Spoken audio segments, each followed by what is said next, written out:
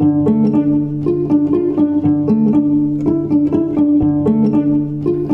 János Horváth, born in Cece, Fejér megye, in western part of Hungary. Went to school there, then further school in Budapest. 1921, November 7th, Cece. That was a smallholder family working on the land, earning our living. It was interesting. I have endless recollections, memories, as guarding, tending the geese somewhere in the bench of the lake, or being in the church, the one who helped to ring the bell, and listening to wise men and women who had things to say. It was interesting to me. I was a curious young boy. I was curious. Even I was known and from time to time reprimanded. When will you be over with all your questions? And my mother used to send to one of the uncles that, no, I have answered enough. And so I was of that nature. If I were born in some other setting, urban or whatever, I don't know what, I suppose I would have been less enriched by those experiences. Being not as poor, but a medium income, social setting, family and child, I think I have been enriched more by that experience than if I were born in some palaces or some other settings. My father died when I was 10, 11 years old, and because of that and whatever others, I got to Budapest, arrived to Budapest to further schooling there.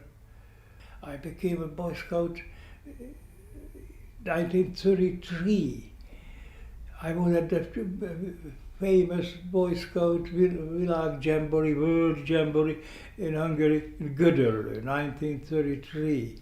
I was that time the fresh entered candidate scout. Very soon, when I was 16 years or something like that, became involved or interested in public, the Hungarian society. It was primarily the outcome of literature, history. Oh, the everyday life of being in a commerce academy. Oh, I learned important things and interesting things. Yet the society, the nation, the community came through scouting, then the Soli Deo Gloria, the Reformed Church youth movement for young ones of the teenagers. I came into the university stage of my life, and that was full involvement with the full Hungarian everything, not just the narrowly conceived or perceived literature and history, but the current public affairs, politics, what was going on in Hungary. By 1940, I was 1942, part of the Hungarian reality, I would say politics. Because if I were not directing the politics, but I was observing it fully and had an opinion and participated in the opinion shaping and making. My representing in the kisgazda smallholder politics, that heritage of mine, yes, although I really became effective politician in my urban existence as resident of Budapest. Came whatever the war and at the end of the war, and in politics, by the time I became a member of the parliament, I represented Budapest, the 13th district of Budapest. Not even any of the citizens' district, but the working class, the proletar district of Angyalföld. I became the Független Kisgazda party organizer and president, and then elected by that district into parliament. So I came into politics representing the urban element of Hungary. At the same time, it meant none of the forgetting my rural, my peasant, kisgazda, smallholder. So I find myself, as I'm listening to myself, telling you that I have merged these two things in a person, myself. That heritage of Magyar, Hungarian, which came from my village and all what I have just sketched, and then getting rooted into the urban, into the city, and doing quite well here in schooling, in other things. They admitted me to the university, and I received their interesting distinctions and roles, and I got a very elegant job, work after érettségi, after the 8 years graduation. I immediately found a work, a full-time work, and parallel with that I had a full-time university experience. Now the two things were not conflicting, rather complementing.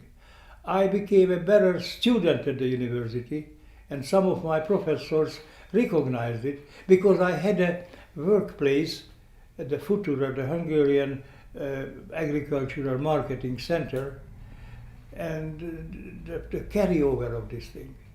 And simultaneously at this workplace, which was a kind of important in the Hungarian society, Hungarian economy, they have valued my university experience. So I was fortunate. Well, God was good to me. That very cultural and social, historical, whatever experience and heritage led to more interest in current affairs, more than would have been without those things, shall I say, cserkészet among other things. From cserkészet, Boy Scouting, how would it lead to politics? Well,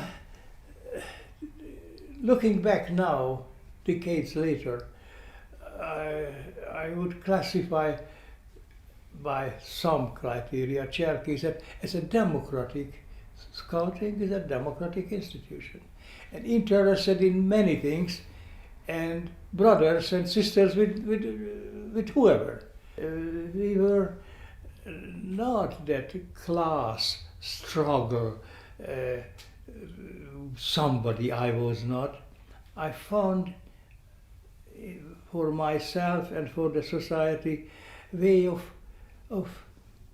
belonging together. and not fighting one or another gagman, but somehow how things hang together if we do it. The society can do it wrong, and it was going many wrongs, the lack of social reforms, lack of things, which literature very well expressed. And at the same time the war, Europe drifting toward the war. Now, in the context of which what I have been saying, seeing Hungary as I saw, the countries drifting toward the war was undesirable, was to bring more harm than good. There were the thing that yes, Hungary, we have problems with the world. That was this dismembered Hungary, the Trianon Hungary, and we desired, wanted resolutions for some of those inequities. Yet the solution is what? Is not the Hitler or the right-wing nationalist extreme thing, but rather, what shall I say, the telekipál approach to the thing. For me, and for our kind of people, there was a way of desiring democratic future for Hungary. And these institutions, I am telling, and this heritage, these are democratic. Back from Széchenyi 100 years earlier up to whatever in the 1930s. So the force, the coercion, the regimentation which came from the Hitler Hitler friend foreign policy and his oppression, pressure on Hungary, made it quite clear, more and more clear, that myself, our kind of people, are compelled to participate in public life.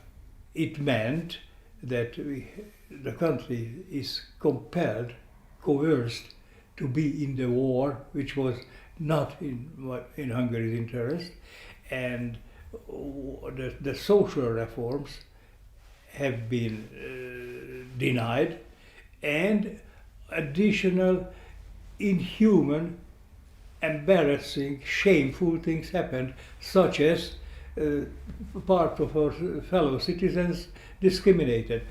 What we now remember is the Holocaust. So we were always very conscious of the miseries and the embarrassment and the shame, I think that's the word I am to repeat, what was happening to the Jewish Hungarians. In our speeches, publications, the publications, it was a recurrent theme. It was not recurrent, it was part of it. Substantial part of that can be recovered of what I wrote or not I wrote or somebody else wrote, but I published it, of this nature. So we used to, in those publications, what those are, the Szabad Élet diákmozgalom, then the Szabad Ifjúság, Magyar Ifjúság Szabadságfrontja, de Ebura Fakó, különböző címeken publikáltunk. És what were the themes? Hungary's sovereignty, Hungary's loss of lives in the war, Hungary is effort of assisting a war of Hitler's, which were not to our and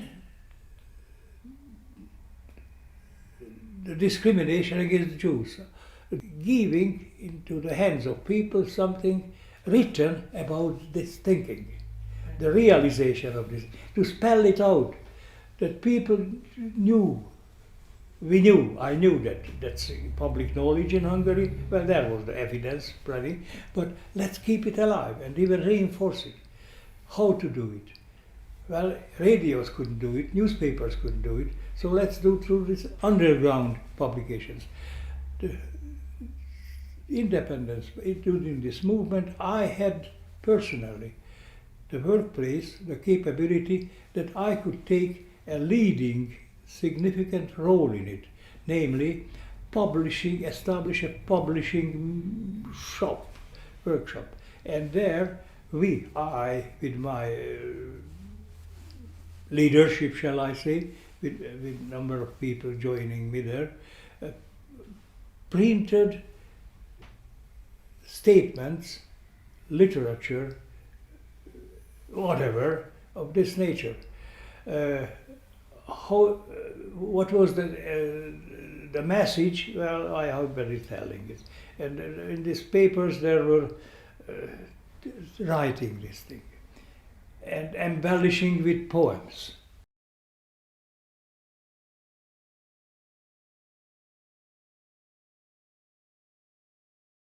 It was on December 14th when they found me. December 14th, I was sitting in my office there at that place at Nostra, as I described. And at one morning, around 10 o'clock, or after 10 o'clock, 3 persons arrived at the door telling that Horváth János urat keresik, they're looking for me. And then I can detail the details there.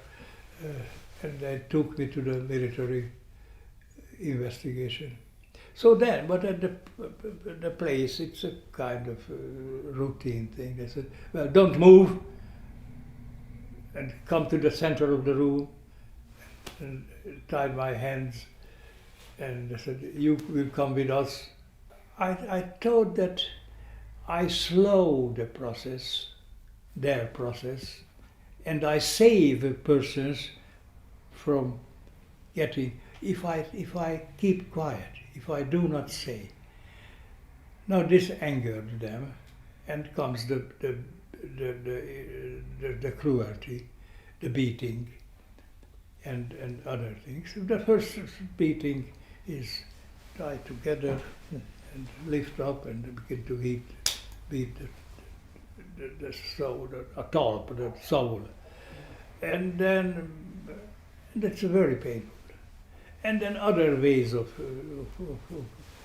cruelty, and then electrical shocks,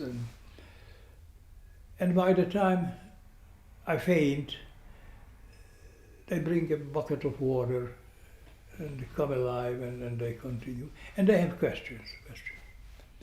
And when they think that I'm not capable of doing my physically, then they take back to a room, and some hours later or next day continues. So this went on the investigation.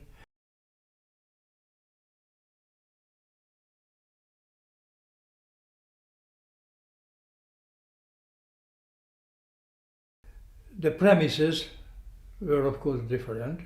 The nyilasok, the fascists had their premises that I was against the war. Later, when I got into communist captivity, their premises was to liquidate that democratic Hungary, for which I was a public person. So the premises were different. So the communists were to make me useful for proving to themselves and for the world, Hungarian world, that I am an obsolete, reactionary person who is against the progress, the advancement of the society.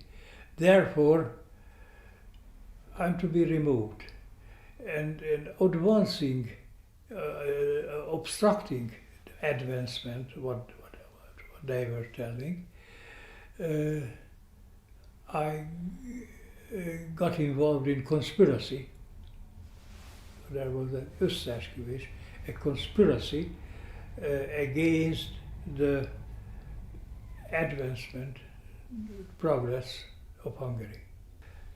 And for they wanted me to say that and agree to stories they invented, fiction stories, or myself add to it, so that they could use as ammunition making their case.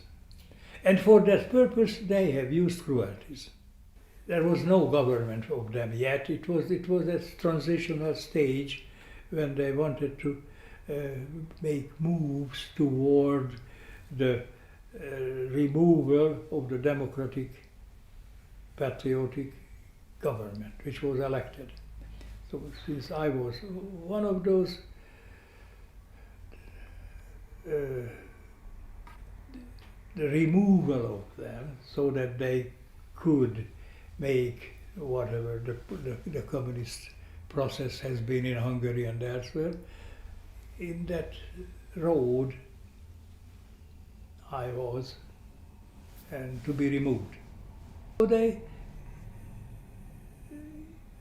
invented a conspiracy that I was conspiring against the patriotic, true, wonderful Hungary. I was evil. And to sign statements to this effect, and to prove, to make statements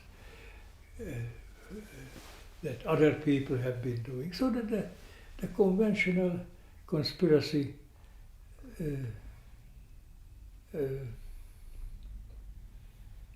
way the communists have been doing 100 times in different places. Regarding the interrogation, sometimes it was the same as the Nyilas and the Gestapo. Sometimes different.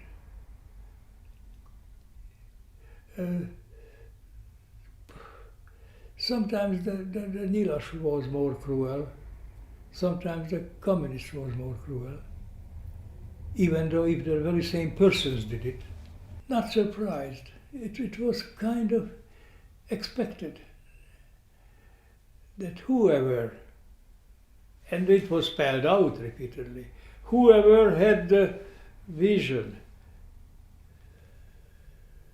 and the courage to stand up for a cause at one situation, that person is likely to do same under other situations.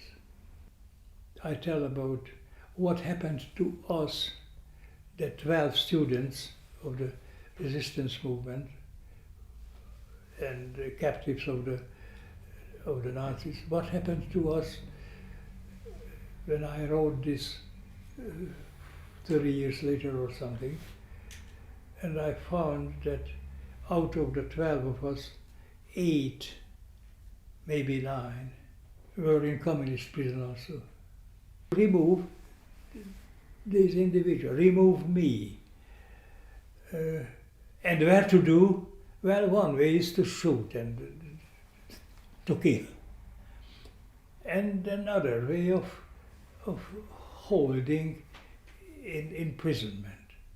Another is to send away to forced labor, to make use of them. In my case, they wanted to keep me very tight, not to send to forced labor, because what if I escape? That was their mentality. And another element in their mentality is that political prisoners and political prisoner of my type was always regarded by them as a bargaining chip. The bargaining chips. Because what if, indeed, the superpowers come to an agreement? What if, indeed, the Soviet Union lives up to the Yalta Agreement, which stipulated that in Hungary there will be democracy. And for 2 years they allowed it and later they denied it. What if they come to an agreement that they hold up to it? What if it would be worth for Moscow to have an accommodation with Washington? Then the bargaining chips. In this century and back in history, always people hold bargaining chips. Sometimes it was being isolated in a prison and living with other prison mates in confinement. And not much more than being outside of the real world. Sometimes, weeks or months later, there was another mentality of the jailkeeper or the political director who they were very tight, not talking to each other, withholding communication with the world, letters or visiting relatives, or even books or something, and at some point allowing some of these people to have work, others not. Then always the thing that they will take me, this prisoner, back to further inquiry, investigation. So it was always a status of dependence, to put it mildly. And sometimes it was cruel treatment. Came some wild guards who kicked or things. The thing there was generally, if I can generalize, I think I ought to, is surviving this or not.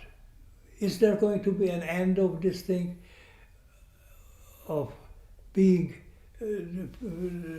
thrown into somewhere and die there, or still, shall I still see the light? I mean, out the world, the street, where I move around, and so the living or the survivor, living or dying. This was the theme.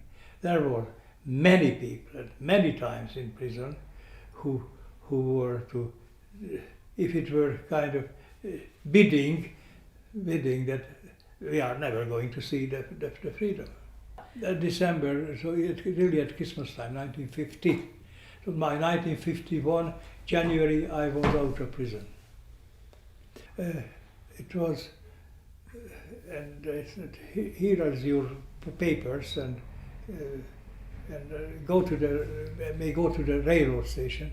And I walked to the railroad station, and I was just happened going an express train to Budapest.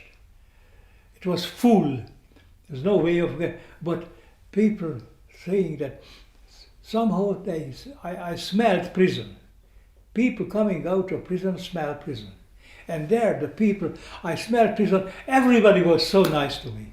Strangers, Hungarians who lived in the Stalinist Rákosi world, they were nice to me.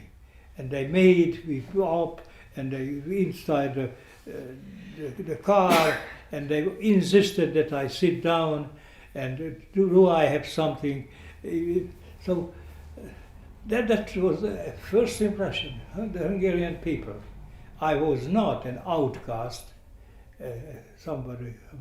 Somehow they didn't think that I am a murderer who is out of prison. I came back to Budapest, had to report the next day, and then frequently at the local police station. Then work, and after some weeks I became a deputy to deputy laborer, electric generating plant, and generator by burning coal. So, throwing coal into the furnace, it burns there and comes the electric generation on. But pulling it out and moving it away, that's an unbelievably cruel, murderous thing. So I got that job there. Because it still burns with full. It has to be moved out in order to throw it the new coal. But then what do you do with that? We put it into steel carts, and then what do you do with the steel? It's burning. What do you do with it? I have to throw the steel cart into an artificial lake into the water, so that's to neutralize that burning hell, so that throwing it, burning it, and when I turn that cart and it falls into that water, it's something like an atomic bomb blows up. It's just nature, and that all the gas and heat and everything comes on me. So I had that work for some while, and then I got advanced. I know I read literature and I hear speeches. I don't think I ever had that sense of indignation. Indignant for whom? Rákosi Mátyás, Stalin, Péter, Jóisten, or who? And that's what it is. And I hear, right now, these weeks, we are celebrations or remembering, recalling the communist cruelties and revolution. And yes, I am reporting on it, I am recalling it, and I have survived it. It's mathematically or probabilistically or stochastically or whatever scientific terms I use, it's the most unlikely that I survived. I am here, but I am not indignant for this or that. I'm not angry for who should I be angry?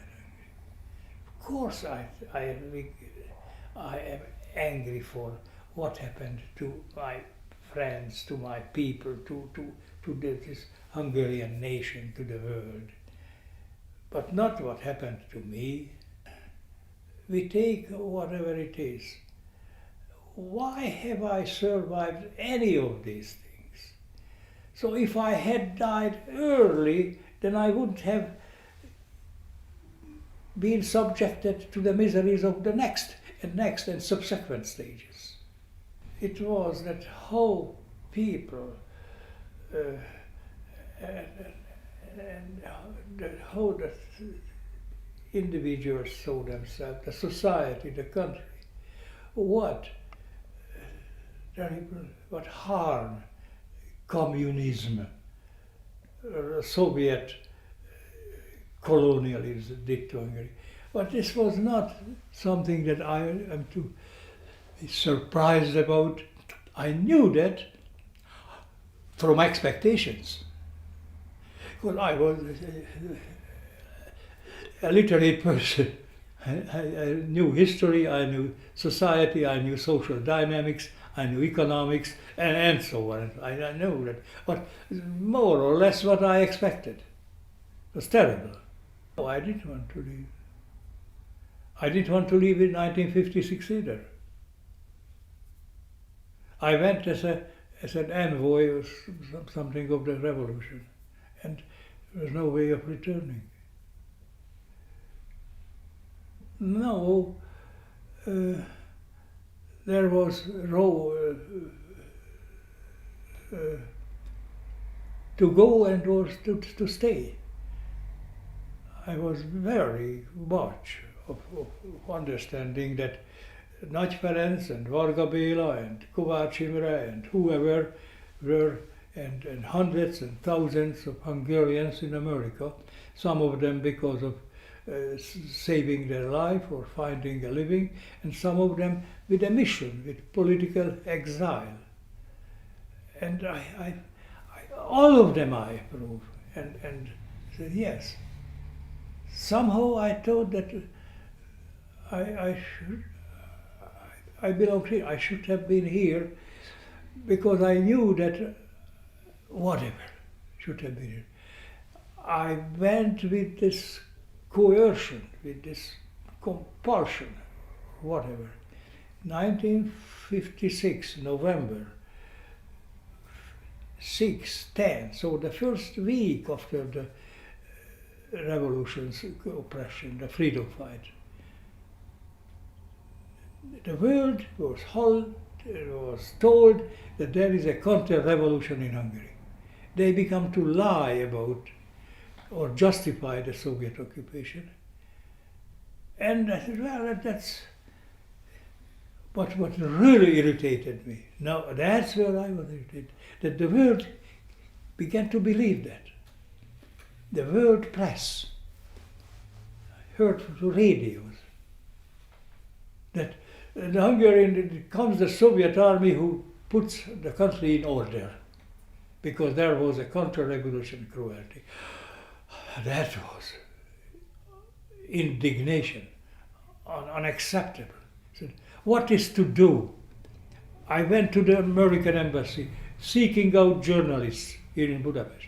Western journalists had almost zero impact.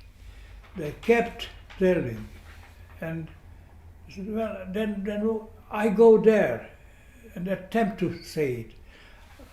At least I think I had some equipment. I had roles enough in the revolution so that I could say more than the mission. That I failed. Well, it didn't work out that way. It still means to me today that I had to do it. Even though that's not the public sentiment here in Hungary, never. They call me as a refugee, they tell me that I escaped, and I wouldn't mind if I did, but I didn't. And that it didn't succeed. Well, it didn't. Many things do not succeed. It doesn't mean that one ought not attempt to do it. In Hungary, this Hungary, and people about Hungary in America, and Americans about Hungary, and anybody about Hungary, would do good if came to understand some of these things. That it was not that we Hungarians did something wrong here or there. We were betrayed. But when we had the promise, the pledge to have democracy, the Yalta Agreement, we lived with that pledge. We held elections. Now the mentality in America and here that we were fools, didn't we know that the Soviets were to cheat us? Well, I knew that is a probability, but I knew that there was a document signed by Roosevelt, Stalin and Churchill. And the document said that there will be democracy in Hungary if the Hungarians want it. If the Hungarians want it. Well, I did. And I believed that the Hungarian people want it.